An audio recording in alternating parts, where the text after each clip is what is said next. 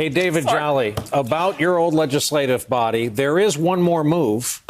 You know what I'm going to say. Pelosi can try to subpoena one John Bolton. Yeah.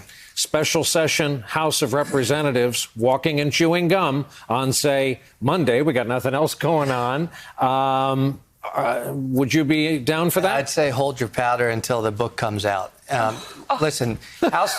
You get to deal with Peggy. No, because of this. First of all, I don't think anybody should buy the book, and I've been piling on John Bolton for 2 days. I'm saying this on behalf of House Democrats. They have led the nation on a journey towards justice, and they have absorbed the hits for doing right by the Constitution, by the rule of law. They have taken the political consequences as they come. John Bolton's about to reveal in 6 or 8 weeks what he knows. I don't think Nancy Pelosi needs to draw her caucus into that until we know what he wants to reveal. And depending on what he reveals, then perhaps they reconsider.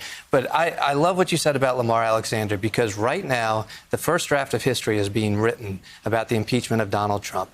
Donald Trump and Republicans are going to say he was exonerated, he was acquitted, just like they framed the Mueller. Starting with the Super Bowl interview. Other voices need to chime in and say, you know what? A majority of the United States Senate, on a finding of fact, found the president guilty of abusing his office.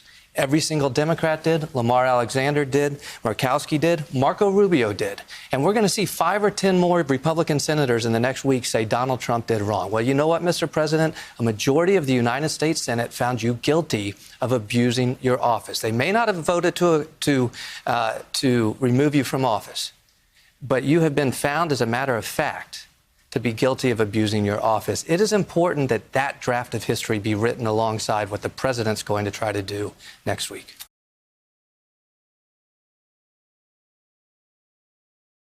Hey there, I'm Chris Hayes from MSNBC. Thanks for watching MSNBC on YouTube. If you want to keep up to date with the videos we're putting out, you can click subscribe just below me, or click over on this list to see lots of other great videos.